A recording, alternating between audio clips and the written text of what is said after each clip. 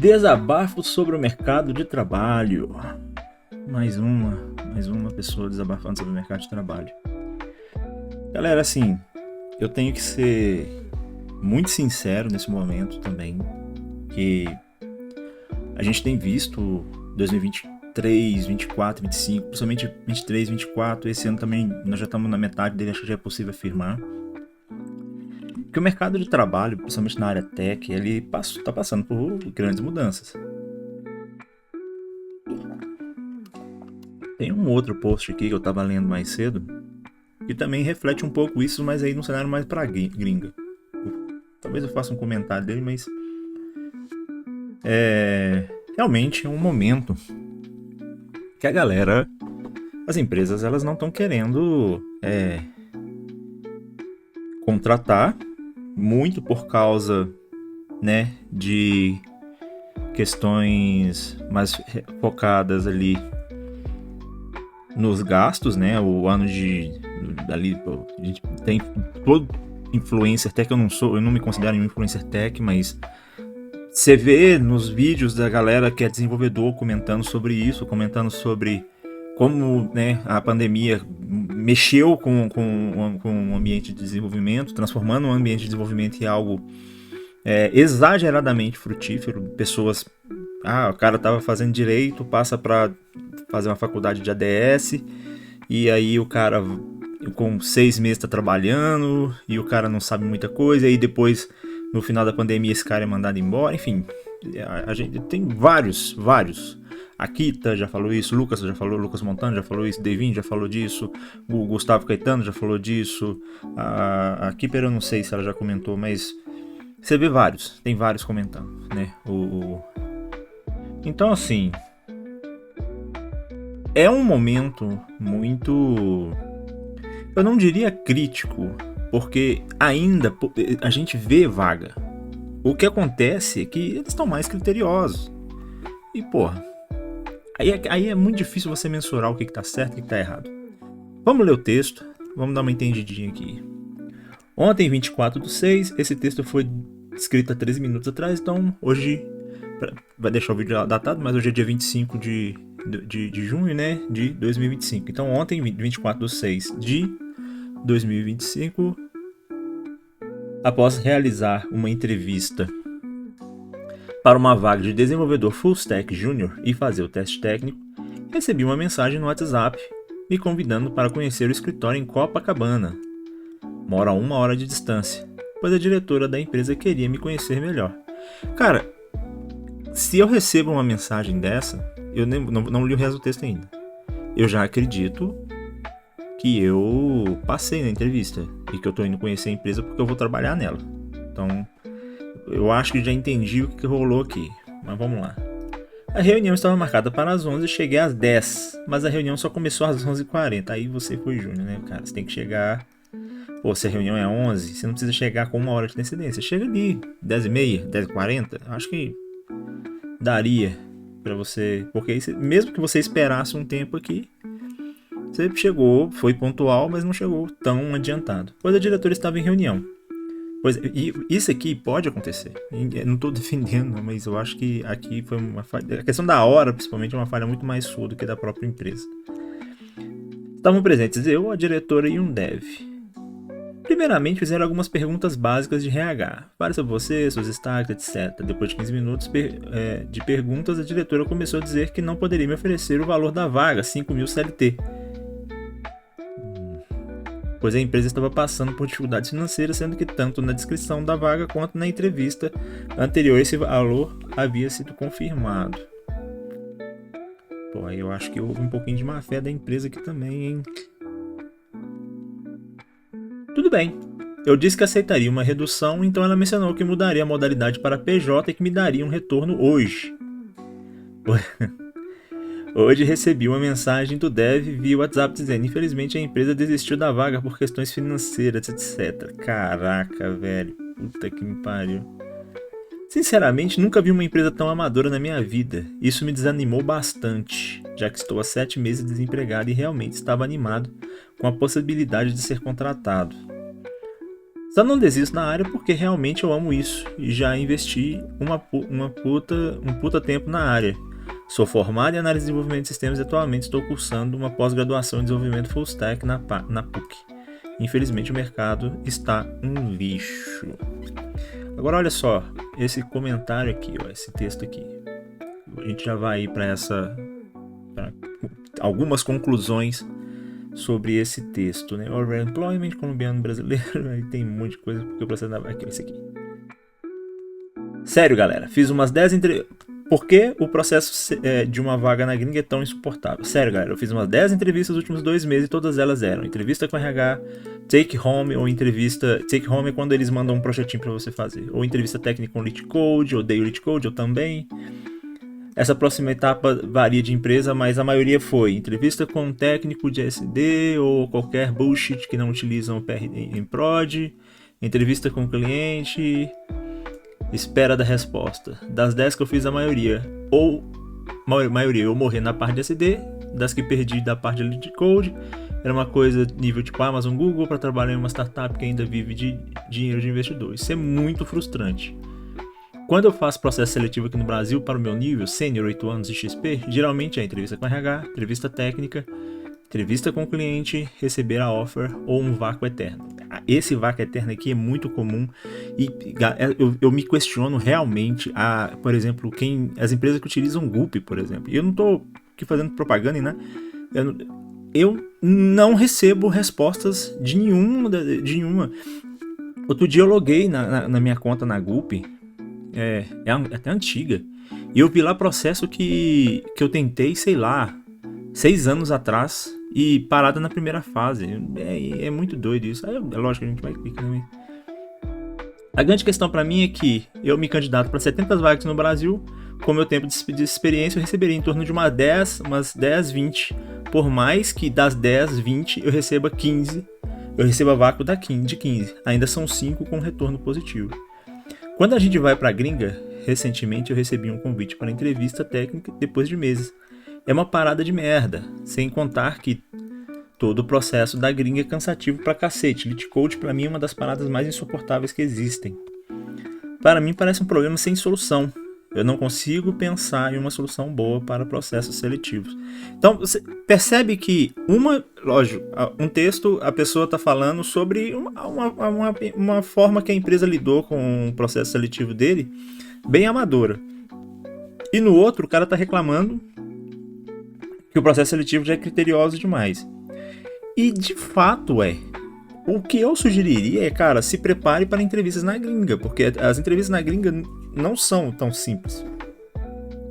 Eu conto nos dedos, assim, a quantidade de vezes que eu tive uma entrevista que eu diria tranquila mesmo, assim, na gringa, porque geralmente são processos. Teve recentemente que aconteceu comigo, cara. Eu fiz a entrevista, eu fiz o teste técnico, que foi bom. Eu tive a conversa com... Aí eu tive conversa com todo mundo da empresa. Conversei com todo mundo.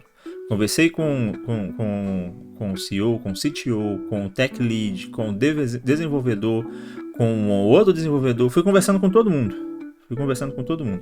E no final das contas, fiquei um mês aguardando e no final das contas eu não fui chamado. Por motivos... Because of reasons, assim. Uma coisa deles lá, entendeu? Acontece, cara. É muito... Eu acho que a gente tem que ter umas coisas. A primeira no caso do rapaz que fez a entrevista do Rio. Cara, é muito difícil você saber quando uma empresa é ou não é amadora. A empresa foi amadora, ela já estava quebrando. Muito provavelmente você não ter sido contratado foi até melhor para você. Realmente. É uma merda, mas acontece mais do que deveria. E não é exclusivo de área tech, tá? Isso acontece em outras partes também. Eu me recordo de há um tempo atrás, me chamaram, né? Me ofereceram um trabalho freelancer num projeto, um projeto de um mês, e era uma agência de comunicação. Basicamente fazer um site em um WordPress ali. Fiz o site, fiz tudo direitinho. A ideia era que eu trabalhasse por 10 meses. Acabou se estendendo por 1 ano, porque depois dos 10 meses ainda teve 2 meses ali de suporte. E eu não recebi. Eu recebi, acho que 8 meses. E os outros meses eu fiquei ali. Eles me pagaram picado, então, sei lá, o valor era 5 mil pelo mensal ali. Ficou faltando 15 mil, né? Que seriam os 3 últimos meses. Dividiram isso em 2 mil reais por mês e no final das contas eu recebi tipo 5 mil e os outros 10 mil ficou para trás. Acontece. Infelizmente acontece. E quanto ao processo na gringa, cara, essa dificuldade é muito proveniente da realidade que a gente está vivendo hoje. Porque contratou-se muita gente de qualquer forma, não sendo necessário uma entrevista técnica muito bem elaborada, viram que esses caras não são bons tecnicamente e o que aconteceu foi muita gente sendo mandada embora. E agora eles querem recontratar, mas eles não querem recontratar de novo cometendo os mesmos erros. Eles querem recontratar no melhor profissional possível dentro do budget que eles têm. Entendeu? E esses processos na gringa, eles não são nunca foram fáceis e agora eu acho que é engraçado porque pra mim, que eu já tô na área há muito tempo, a única impressão que eu tenho é de que a gente voltou lá pra 2007, 2008, saca? 2010, quando começou essa coisa de trabalho remoto um pouco mais forte. 2015, a gente só voltou pra esse período, na minha opinião. Processos seletivos longos, muito criteriosos. Eles querem um cientista capaz de criar uma máquina do tempo para poder fazer CRUD. Chega na hora de você de trabalhar nas tarefas. E eu acho injusto. Eu realmente não acho justo. Você muito, assim, eu sei que isso é muito divisor. Eu entendo o lance do Elite Code. Eu não acho que seja. Eu particularmente tenho uma visão que eu acho que Elite Code é muito mais para fins acadêmicos. E eu entendo que ajuda aí no desenvolvimento de conhecimento lógico e tal. Não é esse o meu ponto. Mas eu particularmente acho que Elite Code tem pouco ou nada a ver com a realidade do dia a dia de um desenvolvedor. Minha opinião. Cara, você vai trabalhar com React. Você vai fazer um Elite Code para converter uma árvore binária? Por quê? Se no final das contas o cara vai ficar ali mais na parte visual. Eu não gosto muito dessas brincadeiras vai ficar trocando cor de botão, mas é o que acontece no dia a dia. Né? Vai construir um CRUD, vai fazer o fetch em uma API para poder carregar uma lista de dados, né? Às vezes o pessoal do back-end. O back-end talvez até faça mais sentido, porque tem muita coisa de lógica de programação ali no back-end que faz muito mais sentido, né? Se o cara tiver um bom conhecimento de Elite Code, ele vai conseguir realmente performar melhor em alguns tipos de tarefa. Mas é um negócio muito assim. Eu acho que a exigência ali é muito maior do que a realidade realmente pede. É a minha opinião. Eu sei que é um pouco polêmica, eu não sou contra quem faz, eu acho que a gente que, né, depende do quanto você quer aquela tarefa, aquela vaga, né, cara. Então, se você quer realmente ser desenvolvedor do Google, você vai ter que aprender essas coisas aí, não vai ter jeito. É isso assim, cara. Como eu disse, eu fiquei um período sem projeto. Iniciei num projeto recentemente, então agora eu já estou empregado novamente, vou começar a trabalhar. Já estou no meu momento de onboarding, mas o processo seletivo não é fácil, tá? Não é fácil. E às vezes a gente tem que entender muito bem a hora de algumas escolhas que a gente faz. Eu entendo que é o sonho de todo mundo ganhar muito dinheiro. Né? 40 mil, 50 mil. Eu até brinquei numa entrevista que eu participei, que a menina perguntou, qual que é o salário pretendido, né? E eu falei, olha, eu quero ganhar 100 mil, mas não adianta eu falar com você um salário que vocês não vão ser capazes de pagar. Então, qual que é o budget da vaga? E aí ela me respondeu, eu falei, o budget tá ok, tá dentro ali do esperado. A gente seguiu e, né, agora eu tô no processo aqui. Então, eu acho que a gente tá num momento muito, eu não diria complicado, eu diria cinza ali, porque existem muitas vagas ainda, vão existir muitas empresas contratando, porque elas precisam contratar, mas de fato é complicado, tem muita empresa picareta, as vagas lá fora vão dar uma esfriada, e isso vai acontecer porque cara, assim, os Estados Unidos está passando por um momento também complexo, por questões políticas. O mercado tá, de certa forma, eu não diria saturado, mas a oferta e a demanda estão um pouco desequilibradas ali, então eu acho que até a gente ter e é tudo muito cíclico, assim, então eu diria que no momento nós estamos na parte de baixo do círculo. Daqui a pouco volta para cima de novo e aí a gente vai ter aquele boom de novo. Eu acho que as IAs, inclusive, vão influenciar muito nisso, tá? Eu tenho essa ligeira impressão aí. Bom, é isso. É o que eu tenho de conselho para ambos, o rapaz Júnior. Cara, não desiste, continua pesquisando, continua aplicando, porque tem vaga. E infelizmente você vai passar por empresas picaretas mesmo. E o cara da gringa que é isso mesmo, bicho. Se você quer trabalhar pra gringa, você vai ter que estar disposto a passar. E isso é um processo diferente. Realmente, é engraçado como eu tenho a visão de que em alguns aspectos eu vejo o mercado americano muito mais maduro do que o brasileiro, e em outros aspectos eu vejo o mercado brasileiro um pouco mais interessante, um pouco mais maduro do que o mercado americano. Nunca vai ser 100%. Nunca vai ser 100%. Então, assim, continuar lutando, né? Continuar procurando. E você? Você está passando por alguma dificuldade agora no mercado de trabalho? Quer deixar algum desabafo? Quer indicar algum texto para ler? Cara, deixa aqui nos comentários. Não esquece de curtir o vídeo, se inscrever no canal, tá sendo bem massa. E é isso. Valeu!